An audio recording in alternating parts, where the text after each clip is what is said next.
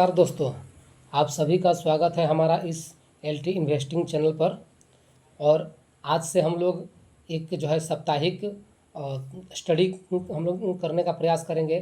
Finance का एक part जो है इन्वेस्टिंग, उसमें हम लोग स्टडी करेंगे।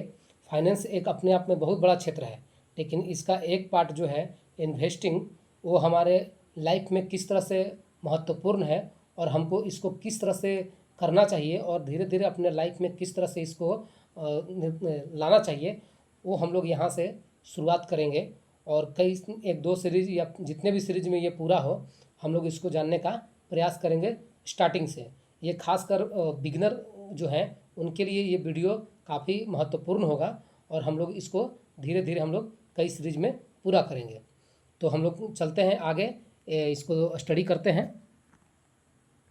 तो सबसे पहले सवाल ये खड़ा होता है कि इन्वेस्टिंग क्या है, जो है ये इन्वेस्टिंग होता क्या है।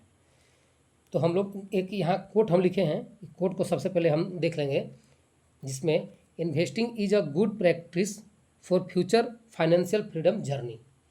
यानी जो है इन्वेस्टिंग एक बहुत अच्छा प्रैक्टिस है, प्रयोग है, हमें फ्यूचर में, भविष्य में फाइनेंशियल जो है स्वतंत्रता प्रदान करने के लिए। तो हम लोग इसको ज़रूरी करना चाहिए। और कैसे हम लोग यहाँ शुरुआत करेंगे, हम लोग एक बिगनर लेवल से, एकदम इनिशियल लेवल से हम लोग इसको समझने का प्रयास कर रहे हैं। तो हम लोग यहाँ देखेंगे इन्वेस्टिंग लाइफ साइकिल, जो हम लोग का जीवन है उसमें इन्वेस्टिंग जो है जीवन चक्र में किस तरह से ये इम्पोर्टेंट है और किस तरह से ये इन्वॉल्व है, और हम इसको करते हैं कि नहीं करते हैं। या जितने भी लोग हैं और चाहे वो शिक्षित हों, अशिक्षित हों, फाइनेंस का अच्छा नॉलेज रखते हों, अन्यथा नहीं रखते हों, उनके लाइफ में भी इन्वेस्टिंग किस प्रकार से है शामिल और किस तरह से उनको इम्पेक्ट करता है, वो भी हम लोग यहाँ पे समझने का प्रयास करेंगे। तो हम लोग चलते हैं सबसे पहले इन्वेस्टिंग लाइफ साइकिल में। हम लोग देखेंगे कि इन्वेस्टिंग जैसे ही ये शब्द आता है, हर व्यक्ति के लिए ये डायरेक्ट इन्वेस्टिंग स्टार्ट नहीं हो सकता है। इसमें सबसे पहला जो रूल होगा, इसके लिए हमको सबसे पहले अर्निंग का सोर्स चाहिए, यानी पैसा। अर्निंग हमको चाहिए, ये पैसा हमको चाहिए, वो कहाँ से आएगा, यानी सोर्स, ये पैसा कहाँ से आएगा। तो पैसा यहाँ आने के कई सोर्स हो सकते हैं। जिससे पहला सोर्स हो सकता है बिजनेस, हम बिजनेस कर सकते हैं, उससे पैसा हमें प्राप्त होगा। दूसरा, या तो हम जॉब कर सकते हैं, इससे भी हमको प्राप्त होगा पैसा। तो जॉब में भी दो टाइप के जॉब होते हैं, एक प्राइवेट जॉब और एक गवर्नमेंट जॉब, दोनों से पैसा प्राप्त होता है। फिर तीसरा, या तो हमारा जो है गार्जियन से पैसा मिले, जो हमारे फादर या मदर या दादा दादी, जिनका भी हो पैसा, जिनसे हमें प्राप्त होता है। ये तीन सोर्स मुख्यतः हैं जहाँ से हमें पैसा आएगा। तो ये सोर्स को हम लोग इग्नोर करेंगे और हम लोग बिजनेस और ये जॉब, ये दो सोर्स जो है हर व्यक्ति के जीवन में इम्पोर्टेंट होता है, महत्वपूर्ण होता है, और ये कमो बेशी लोग करते ही हैं। और जैसे जैसे उनकी उम्र बढ़ती है, लाइबिलिटी बढ़ती है, 30+ हो जाता है, शादी ब्याह हो जाता है, जिम्मेदारियाँ बढ़ती है, तो हर व्यक्ति के जीवन में ये दोनों में से कोई ना कोई करना ही होता है। जब बिजनेस करते हैं तो उनका सेल्फ का होता है, और जॉब करते हैं तो या तो प्राइवेट जॉब करेंगे या तो गवर्नमेंट जॉब करेंगे। और जब जॉब करेंगे, बिजनेस करेंगे, फिर यहाँ से पैसा उनको प्राप्त होगा। जब ये पैसा प्राप्त होगा तो उस पैसे को फिर अपने हम सबसे पहले रोटी, कपड़ा और मकान, सबसे पहले ये जो तीन मूलभूत जो चीज़ें हैं, सबसे पहले हम लोग इसको पूरा करते हैं। रोटी खाना हमें सबसे पहले चाहिए, कपड़ा पहनने के लिए हमें कपड़ा चाहिए, फिर उसके बाद मकान।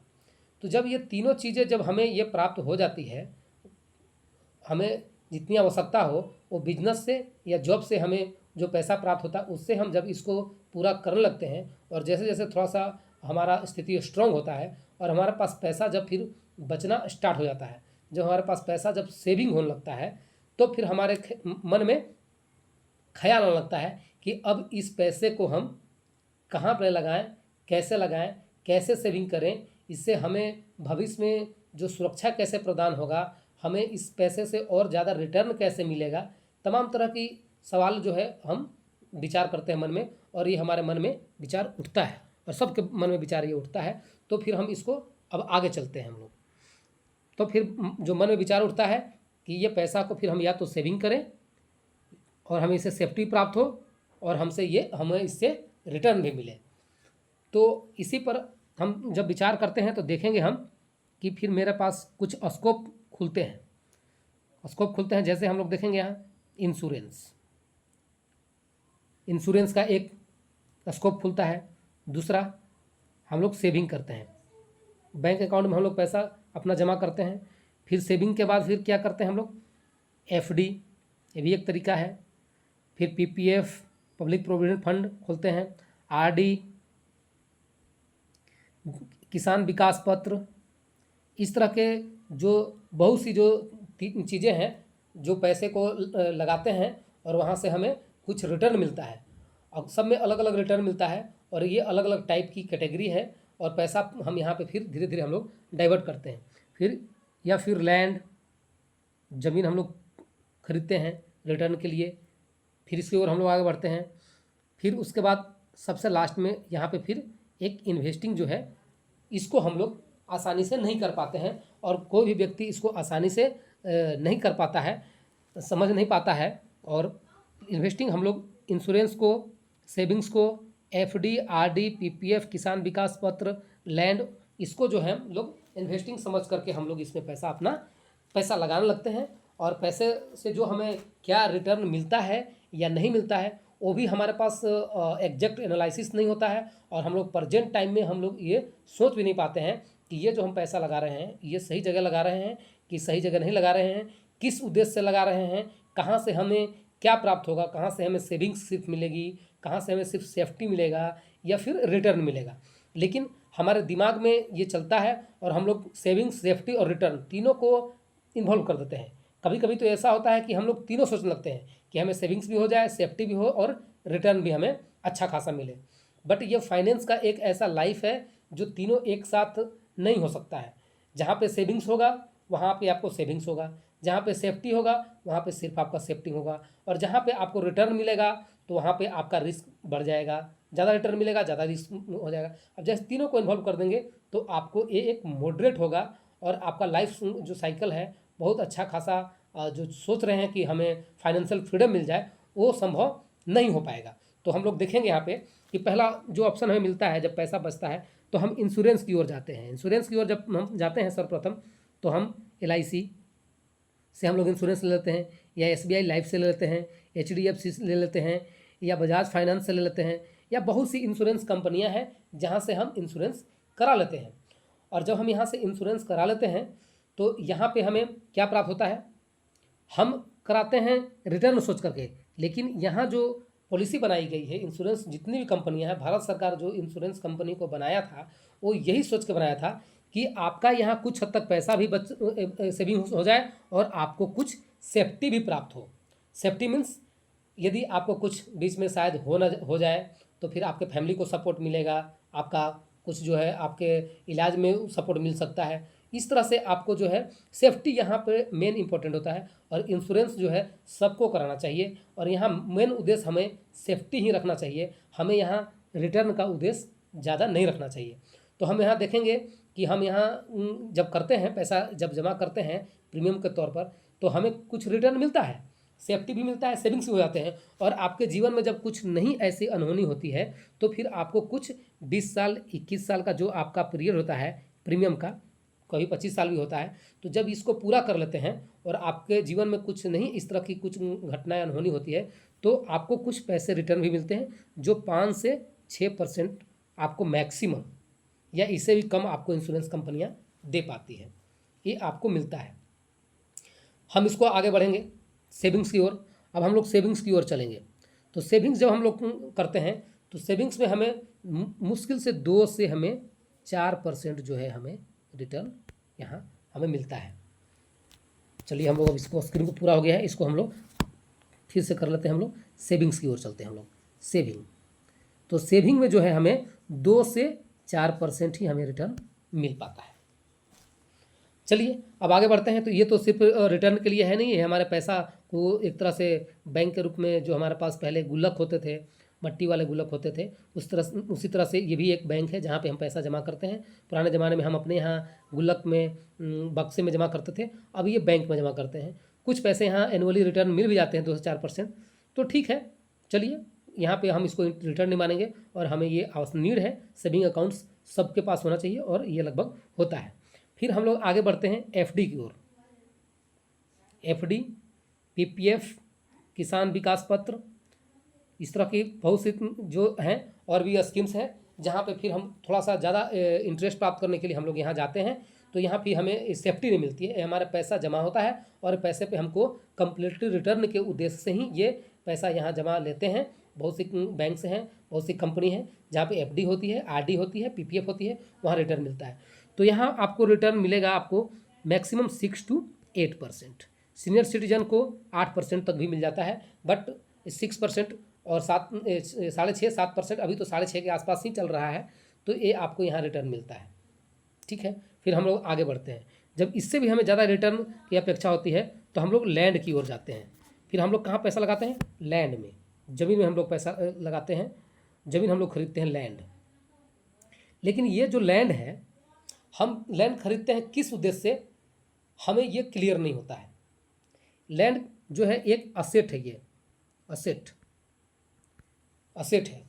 जब हम इसको खरीदते हैं तो हम किस उद्देश्य से खरीदते हैं, असेट से या रिटर्न के उद्देश्य से, यही क्लियर नहीं होता है। तो इसको हम लोग आज क्लियर करेंगे कि ये लैंड में किस तरह से पैसे लगते हैं और किस तरह से लगाना चाहिए, क्या उद्देश्य हमारा होना चाहिए। तो हम लोग सबसे पहले चलेंगे, डिस्कस कर लेंगे इसका रिटर्न का।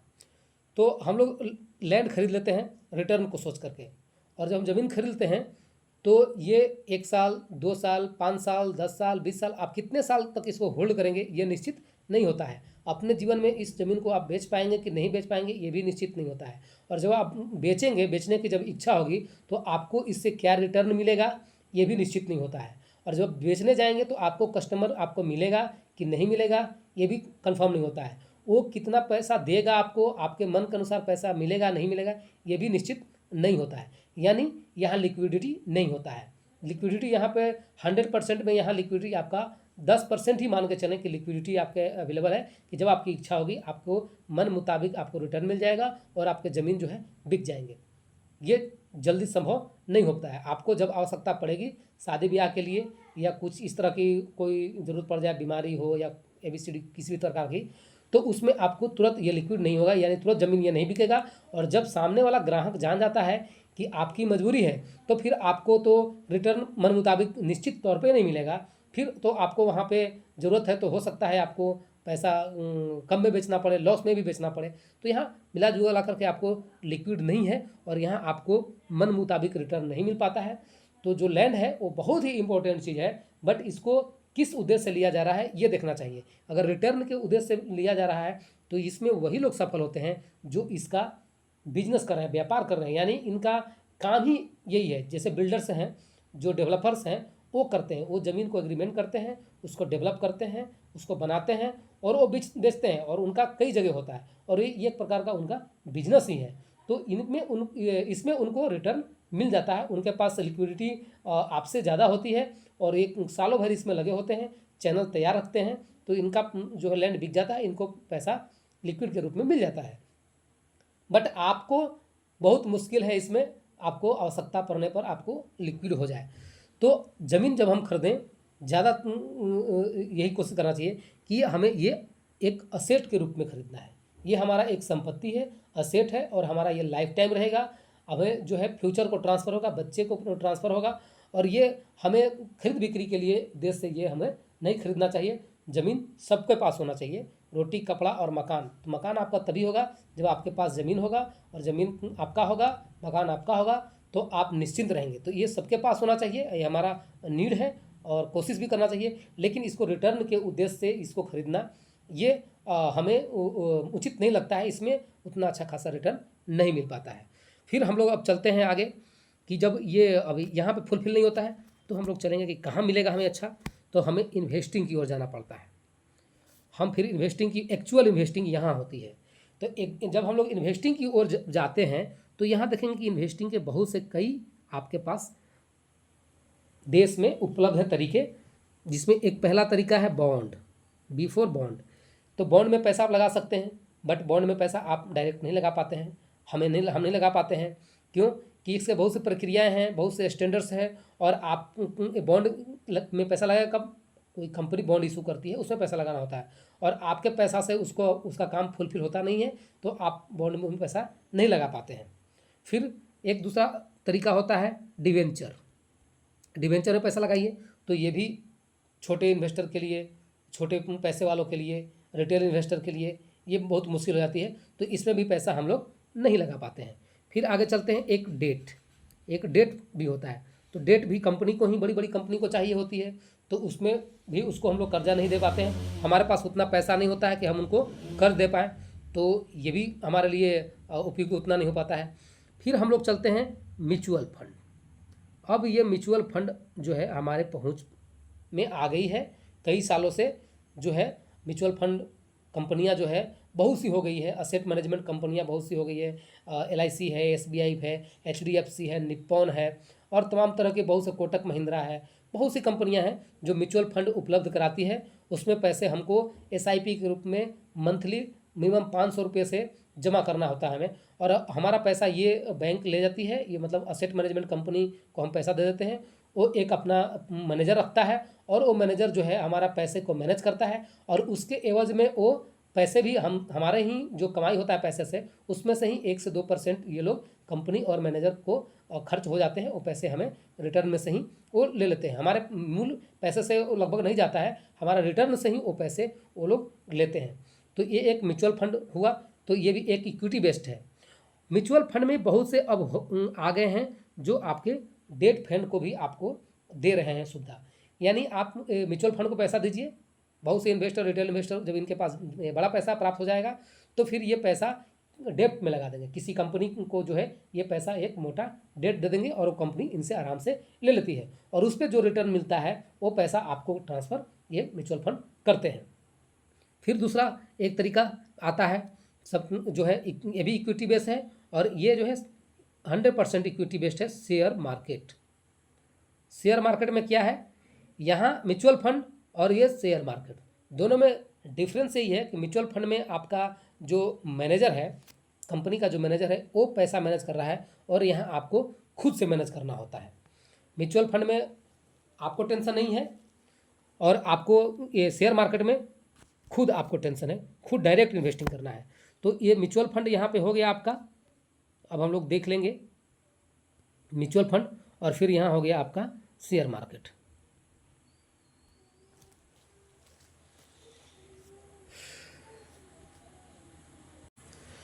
तो हम लोग अब यहाँ देखेंगे म्यूचुअल फंड को और यहाँ शेयर मार्केट को। तो म्यूचुअल फंड में जो हमें रिटर्न प्राप्त होता है वो 12 से 15% आराम से हमें मिल जाता है, और शेयर मार्केट में जो रिटर्न प्राप्त होता है ये तो अनलिमिट है। ये आपके ऊपर डिपेंड करता है कि आपको कितना नॉलेज है, कितना आप स्टडी करते हैं, और किस कंपनी में पैसा लगाते हैं, और ये जो है आपके ऊपर पूरी तरह से है। रिस्क भी आपका है, अगर गलत कंपनी में पैसा लगाएंगे तो आपका पैसा यहाँ जीरो भी हो जाएगा।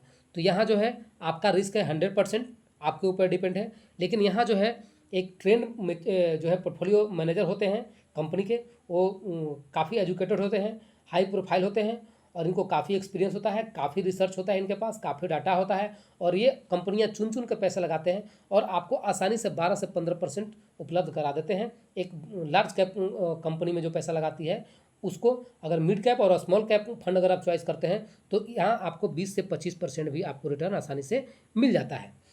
तो यहाँ एक चीज़ हम लोग और समझने का प्रयास करेंगे जो काफ़ी इम्पोर्टेंट है, कि हम लोग अभी जो पीछे देखे कि इंश्योरेंस में देखे, सेविंग्स में देखे, FD में देखे, PPF में देखे कि जो हमें रिटर्न प्राप्त हो रहा था, इंश्योरेंस कंपनी में 5 से 6% जो प्राप्त हो रहा था, FD में 6 to 8% प्राप्त हो रहा था, तो वो क्यों इंपॉर्टेंट नहीं है और यहाँ हम क्यों आए। तो एक चीज़ और यहाँ पे हम समझेंगे, बहुत ही इंपॉर्टेंट चीज़ को समझ लेंगे, उसके बिना ये अधूरा रहेगा। इन्फ्लेशन यहाँ पे हम लोग डिस्कस जरूर करेंगे। इन्फ्लेशन जो है ये इम्पेक्ट डालती है आपके पैसे पर, आपके जो भी इन्वेस्टिंग है, आप जितने भी तरीके आपने अपनाया उस पर किस तरह से इन्फ्लेशन का इम्पेक्ट होता है। यहाँ पे हम छोटा सा उदाहरण से हम लोग पढ़ेंगे। जैसे कि 100 रुपये, मान लीजिए कि आप 100 रुपये में इस वर्ष, इस साल में 2024 में आपने कुछ खरीदा 100 रुपये में, तो अब आपको अगले साल 2025 में आपको ये जो है 100 रुपये का चीज़ आपको वही सामान खरीदने के लिए कितना पे करना पड़ेगा। तो आप देखिए कि इन्फ्लेशन का जो रेट है गवर्नमेंट, जिसको महंगाई दर बोलते हैं, महंगाई दर गवर्नमेंट 6 से 7% हमेशा ये अनाउंस करती है। इतना महंगाई दर गवर्नमेंट के नज़र में आता है एक औसत।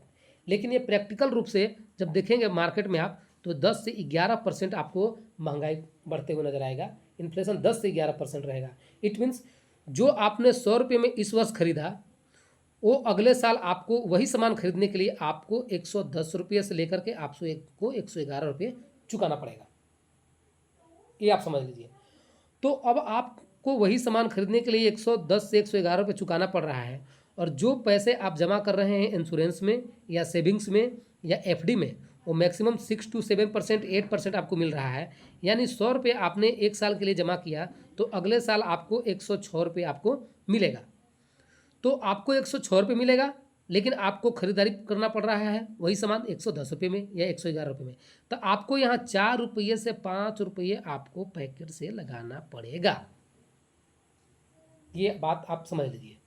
तो अब आपका जो पैसा है, जहाँ आप रख रहे हैं या एफडी में रख रहे हैं, कहीं भी रख रहे हैं, पीपीएफ में रख रहे हैं, सेविंग्स में रख रहे हैं, इंश्योरेंस में कहीं भी रख रहे हैं, तो अब आपका पैसा बढ़ नहीं रहा है, आपका अमाउंट बढ़ता हुआ नजर आ रहा है कि 100 रुपये का आपको 106 रुपया हो गया। लेकिन जब ये महंगाई दर से आप जब कंपेरिजन करेंगे, जब देखेंगे आप इसको, तो पता चलेगा कि आपका महंगाई आपके पैसे को खा रहा है। यानी आपका पैसा एक्चुअल आपको बढ़ नहीं रहा है। आपको यहाँ तो और 4 से 5 रुपये घट गया जो आपको पैकेट से लगाना है।